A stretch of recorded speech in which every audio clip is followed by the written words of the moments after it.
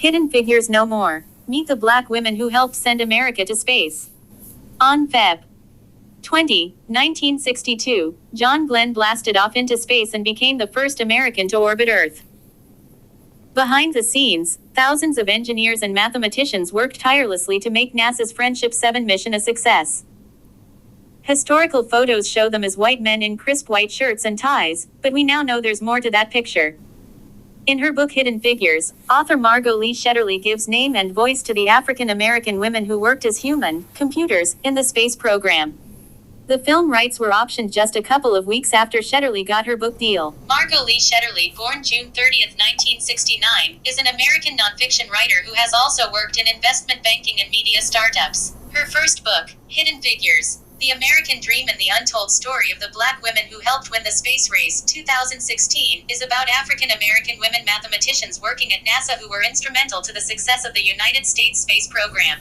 She sold the movie rights while still working on the book, and it was adapted as a feature film of the same name, Hidden Figures 2016. For several years Shetterly and her husband lived and worked in Mexico, where they founded and published Inside Mexico, a magazine directed to English-speaking readers. As mathematicians and engineers, these women made incalculable contributions to the space program, and the fact that they were African Americans working in the segregated South makes their stories even more remarkable.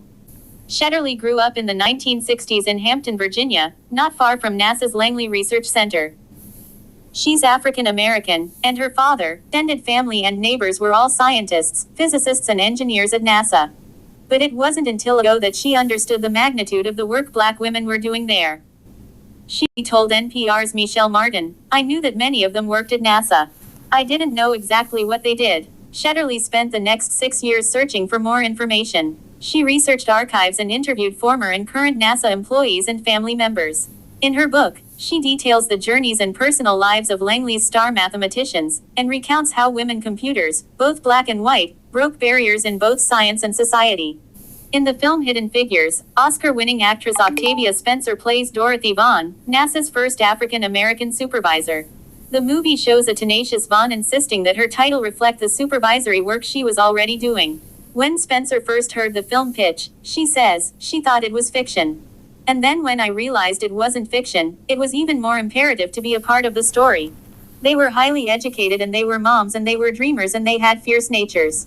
And so there was so much about who they were that wasn't lost on me. Taraji P. Henson plays Katherine Johnson, an extraordinary mathematician who calculated the trajectories for Glenn's Friendship 7 mission.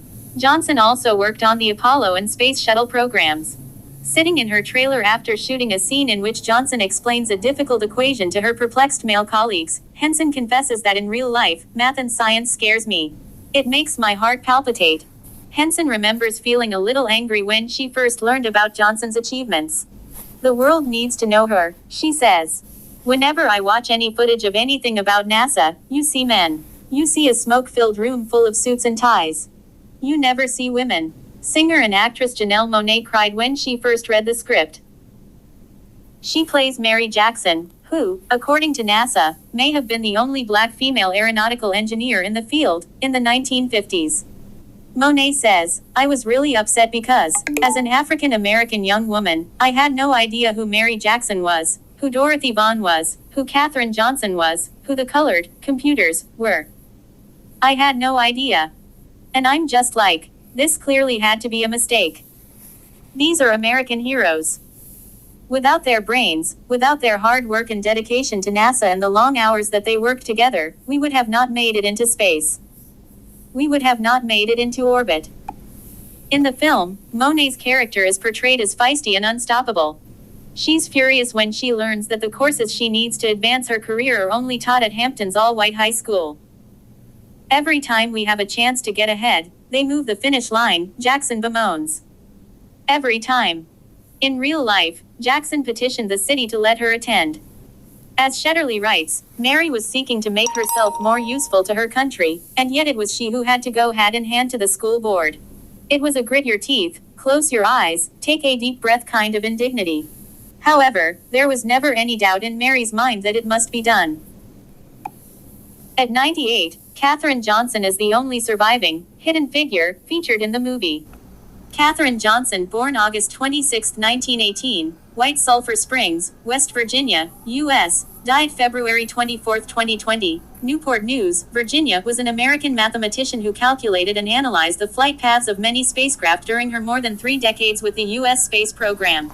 According to Wikipedia, President Barack Obama presented her with the Presidential Medal of Freedom, one of 17 Americans so honored on November 24, 2015. She was cited as a pioneering example of African American women in STEM. Mary Jackson died in 2005, and Dorothy Vaughan in 2008. In 2015, President Obama awarded Johnson the Presidential Medal of Freedom for her 33-year career at Langley. With her daughters by her side, Johnson seems bemused by all the fuss around the new movie. When asked about her role in Glenn's historic mission, she says, "It was just an assignment. I'm accustomed to being asked something and I, of course, answered to the best of my ability and hoped that's the answer they were looking for." Johnson, who became a high school freshman at age 10, says she always liked learning. She's concerned about today's youth relying so heavily on the internet for information. They're hurt and don't know it, she says quietly. They're not using their brain. And you've got to use your brain for it to grow and for things to be learned. 20th Century Fox is seizing every opportunity to show Hidden Figures to the audiences most affected by the human computer's achievements. There have been screenings at the Smithsonian's new National Museum of African American History and Culture, and for the National Society of Black Engineers. Actress Octavia Spencer has attended many of these screenings. She's discouraged that, even today, more young women aren't going into STEM-related fields. Young girls have now been taught that it's not cool. I mean, our culture is sexualizing everything in a way that, well, if you have a brain, it's just. Spencer shakes her head in frustration. Dorothy and Catherine and Mary are important because young girls need to know that it's really wonderful if you're inclined in any of those disciplines. After a screening for NASA employees, senior systems analyst Julie Williams-Byrd, who is African American, beamed. "I loved it," she says. She likes that the movie showed what these women were going through as they were making history, whether it was motherhood or having to run across Langley's campus to use the segregated bathroom. Williams-Byrd was particularly taken with Mary Jackson. "I feel Mary in my spirit. She went after it. She didn't let anything stop her. Not even her husband," she says with a laugh. And that's one thing that we need to tell our young people. You know, don't let anything stop you. If you've got a vision, go for it. Go for it. You can do it. African American astronaut Yvonne Cagle had a fitting reaction to the film. "I feel totally lifted up and off the planet," she says. Cagle is also a retired Air Force colonel and flight surgeon. "It's my story. It's your story. It's our story. It's a conversation that talks about, even with limited thinking, dreaming is limitless." For Cagle, the movie affirmed her belief that, if you prepare and you persevere, anything is possible. Mary Jackson at NASA. In NASA's early days, African American women computers played a vital role in advancing its missions. In 1962, they helped send the first American astronaut into orbit, John Glenn. Among them were Mary Jackson, pictured on January 7, 1980, Katherine Johnson, and Dorothy Vaughan. Even before the space age launched on October 4, 1957, when the Union of Soviet Socialist Republics (USSR) orbited Sputnik, the first artificial satellite to orbit Earth, women have worked on the United States space effort, often as integral members behind the scenes. In the years following the formation of the National Aeronautics and Space Administration (NASA) in 1958, however, women were excluded from the astronaut corps and other highly visible key positions. During the early days of the space program, women served as human computers. The term computer referred to a job title for someone who performed highly complex mathematical calculations, not the machines that did them. These were people who processed data for aviation experiments and, eventually, space flights, and they carried out these calculations completely by hand. Located at the Langley Research Center in Hampton, Virginia, all of NASA's human computers were women, and many of them were African American. The African American women computers played a vital role in advancing NASA projects, a story popularized by the movie Hidden Figures, based on the book of the same name by Margot Lee Shetterly. Mary Jackson, Katherine Johnson, and Dorothy Vaughan were especially prominent computers. Their work helped one of the first American astronauts, John Glenn, orbit Earth in 1962 and ensured the safety of the mission. Once NASA acquired electronic computers from IBM, computer programming became women's work. The men distrusted computers and believed their own human calculations were superior, which ended up giving women early experience in the new skill of computer programming. The first human being in space was a man, the Soviet cosmonaut Yuri Gagarin, who made one orbit around Earth on April 12, 1961, on a flight that lasted 108 minutes. A little more than 3 weeks later, NASA launched its first astronaut, a man named Alan Shepard, on a suborbital spaceflight. Shepard's suborbital flight lasted just over 15 minutes. 3 weeks later, on May 25, President John F. Kennedy challenged the United States to an ambitious goal of landing a man on the moon with the following declaration: "I believe that this nation should commit itself to achieving the goal, before the decade is out, of landing a man on the moon and returning him safely to Earth." During the early 1960s, while NASA was training and flying the 7 astronaut men of Project Mercury, 13 American women, the First Lady astronaut trainees or the Mercury 13, were also going through rigorous astronaut training. However, because Congress decided that it was more appropriate for NASA to stick to their men's-only program, the women were not officially part of NASA and they would never be afforded the opportunity to fly in space. In 1963, the Soviet Union again pulled ahead of NASA by making the extraordinary move of sending the first woman into space. This was Valentina Tereshkova, who orbited Earth on the Soviet Vostok 6 mission in 1963. It was not until 20 years later that NASA sent the first American woman into space. This was Sally Ride, who flew into space on the Space Shuttle Challenger on June 18, 1983. This was a year after the USSR had sent a second female cosmonaut into space, Svetlana Savitskaya. Later, in 1999, NASA astronaut Eileen Collins became the first woman to command a space shuttle mission. Since Sally Ride's first mission, at least 50 women have flown on NASA space missions as of 2018. In September of 2018, NASA named Holly Ridings as its first female flight director in mission control. Currently, NASA is working actively to break down the barriers for women to work within the agency in science and engineering. In 2016, the film Hidden Figures skyrocketed Katherine Johnson, Mary Jackson, and Dorothy Vaughan to household names. During the 1950s and 1960s, they joined dozens of other African American women who crunched numbers and processed data for the National Advisory Committee for Aeronautics (NACA) and its successor, the National Aeronautics and Space Administration (NASA). Many of these women got their start as human computers, performing complicated calculations that supported the work of male engineers. NACA began hiring white women as computers in 1935. The agency did not open these positions to African American women until 1943 to address labor shortages during World War II. At the time, opportunities for women to advance in their careers were limited. African American women faced additional barriers because of racial discrimination. Nevertheless, African American women played a critical role in the space race and rose to new heights as mathematicians, computer programmers, team project leads, and engineers at NASA. This article features properties in the National Register of Historic Places that are related to their stories. When Katherine Johnson began her 33-year career in 1953, Langley Research Center was racially segregated.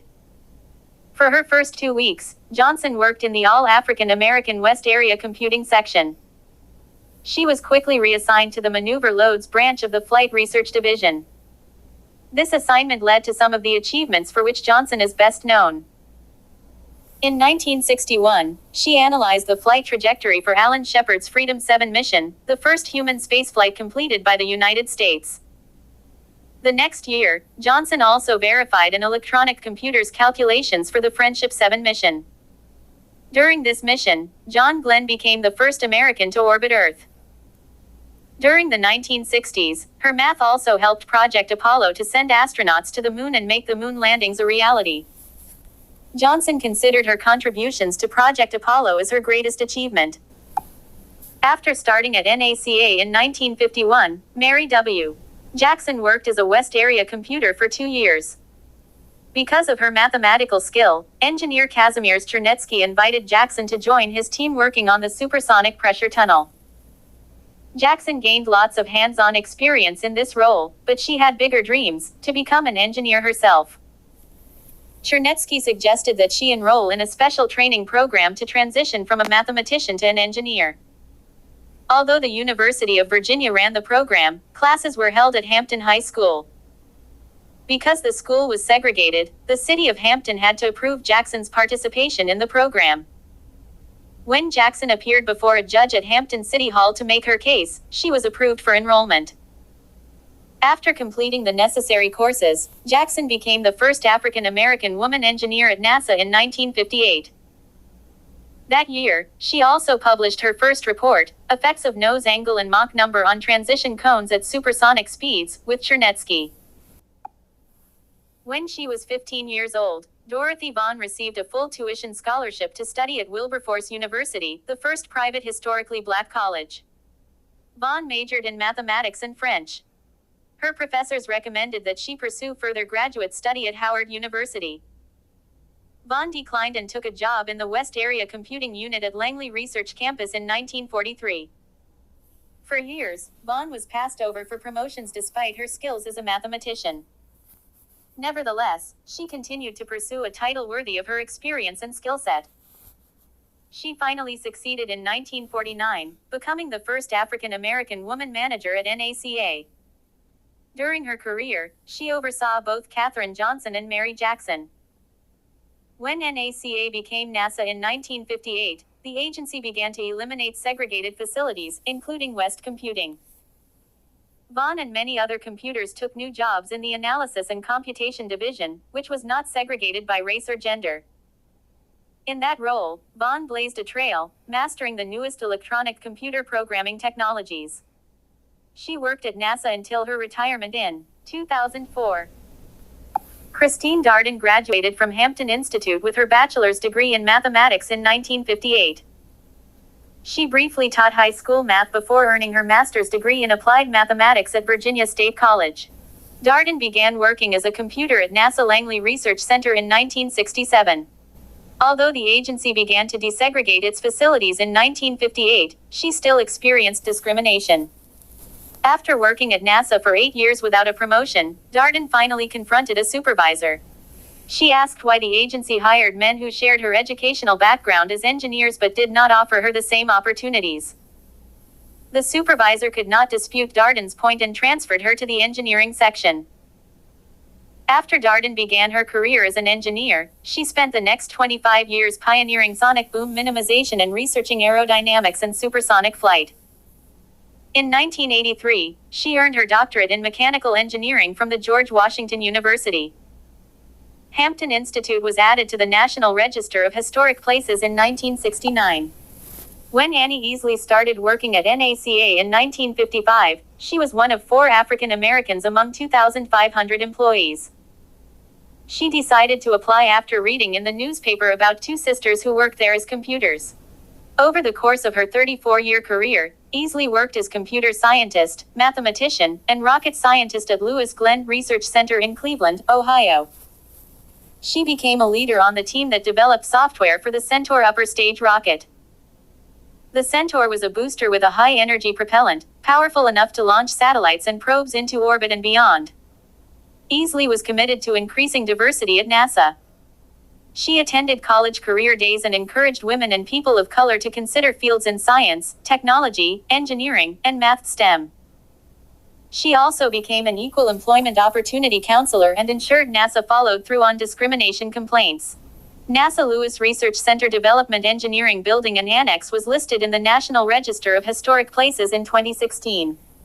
My name is Christine Mann Darden. I'm a native of North Carolina, and I went to work at NASA in 1967. I didn't have a lot of mathematics in high school. The highest classes I had were algebra and plane geometry. Math leads to so many things. I found out I was liking the relationship between mathematical equations and the real world, and what a solution to the equation meant in the real world. I was actually a little surprised when I went to college and everybody else who was coming in to major in math had calculus and trigonometry and analytical geometry. I'd had the attitude, well, I will just have to start where I am and learn that and keep going, because I really wanted to be a mathematician. I was a junior in college when the sit-ins started in Greensboro, North Carolina. And so I did participate with some of the students at Hampton Institute University now in marching to the five and dime stores in the city of Hampton, where we would walk in and sit at the lunch counter until the young lady would come and say, well, we can't serve you. And then we would get up and leave, and then others would come in and sit down. People who really liked math and everything would get an attitude from their teacher about girls don't do math. And I think that's unfortunate, and I think we need to make sure that their teachers enjoy the subjects that they're teaching. I taught for 2 years in high school and 1 year in college. Teachers have a tremendous influence on students. If a teacher loves a subject and you see the energy and the passion that the teacher has for a subject, very often that same passion is conveyed to the students in the classroom. I was at a briefing at NASA one day when a senator came in, and there was a speaker talking about testing in wind tunnels. And he was talking about Reynolds number, and that is a type of wind tunnel where the data coming out of that wind tunnel is a better correlation with the data that you get with an airplane flying through the air. The senator stood up and he said, listen, I don't understand a word you are talking about, and if you are not able to break it down to where I can understand it, I'm going to leave. And he sat back down, and the speaker was not able to change his presentation on the spot or to go back and maybe compare it with something that he would understand. And in 4 or 5 minutes, the senator did get up and leave. It is great when you can compare or make an analogy of something with what you're explaining, such that maybe people can understand what it is you are talking about at a different level. It was really at Virginia State, I think, that where I got the fellowship to do research in aerosol physics, which was the light scattering of non-spherical particles. That paid for me to get a master's degree, and it put me back in the aerospace world to make me realize how much I really enjoyed that and the capabilities of what the aerospace people do. That was probably a very big step in leading me to an aerospace. Christine Darden was an aeronautical engineer at the NASA Langley Research Center. She was one of the leading NASA researchers in the sonic boom and its relation to supersonic and hypersonic aircraft. She began her career at NASA in 1967 when she was hired as a human computer at the Langley Research Center. Prior to coming to NASA, Darden had earned a Bachelor of Science degree in mathematics from Hampton University in 1962 and a Master's of Science from Virginia State College in 1967. She went on to earn a PhD in engineering from George Washington University in 1983. According to NASA, after wading through daily calculations for 8 years, Darden approached her supervisor to ask why men, with the same educational background as her, a Master of Science in Applied Mathematics, were being hired as engineers. Impressed by her skills, her supervisor transferred her to the engineering section, where she was one of few female aerospace engineers at NASA Langley during that time. Darden's first assignment was to write a computer program that modeled a sonic boom. This led to a 25-year career focused on sonic boom minimization. However, that is not all she contributed. During her 40-year career at NASA, she led an advisory team composed of representatives from industrial manufacturers and academic institutions, became the deputy program manager of the 2144 Experiments Program, an element of NASA's high-speed research program, and, in 1999, she was appointed as the director in the Program Management Office of the Aerospace Performance Center, where she was responsible for Langley research in air traffic management and other aeronautics programs managed at other NASA centers, NASA wrote in a post. After earning her bachelor's and master's degrees in mathematics from Howard University, Melba Roy Mouton spent several years working for the Army Map Service and the U.S. Census Bureau. In 1959, Mouton began working at NASA's Goddard Space Flight Center in Greenbelt, Maryland. At Goddard, Mouton led the group of human computers who tracked the ECHO satellites 1 and 2. The calculations that they performed enabled NASA to predict the flight paths and locations of spacecraft in Earth's orbit. Due to the gravitational pull of other planets, the Moon, and Earth, this was a difficult task even for an electronic computer. During her 18 years at Goddard, Mouton served in several leadership roles in the computer programming, data systems, trajectory analysis, and research divisions. The spacecraft magnetic test facility at Goddard Space Flight Center was added to the National Register of Historic Places and designated a National Historic Landmark in 1985. Jeanette A. Sissom received her bachelor's and master's degrees in mathematics from Alabama A&M University. In 1964, she began her career at the Marshall Space Flight Center in Huntsville, Alabama. At Marshall, Sissom produced a report about magnetic activity on the surface of the Sun. This report helped to improve how NASA predicted cyclical changes in solar activity. Sissom later worked in Marshall's The Space Environment branch and contributed to the atmospheric, magnetospheric, and plasmas in space project. She also volunteered as an equal opportunity officer. The propulsion and structural test facility at NASA Marshall Space Flight Center was listed in the National Register of Historic Places in 1985. If you enjoyed watching this video, don't forget to give it a thumbs up. And if you haven't subscribed as yet and you're new to the channel, kindly do so. Thanks for watching.